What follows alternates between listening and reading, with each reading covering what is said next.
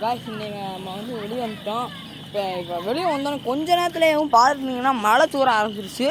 பாரு உங்களுக்கு அங்கங்கே பொருங்க சின்ன தண்ணி இந்த மாதிரி சின்ன சின்ன இடத்துல தான் தெரியும். பார்த்தீங்கன்னா தெரியும் நாங்கள் கல்ல போடலையே.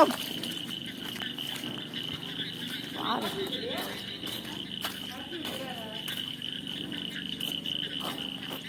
பார்த்தீங்கன்னா தெரியும். வாங்க ஆளாக இருக்காங்க, அவங்களால ஓர பண்ண முடியல. கொஞ்சம் மழை அடி லைட்டாக தூர ஆரம்பிச்சிருச்சு தெரியும்.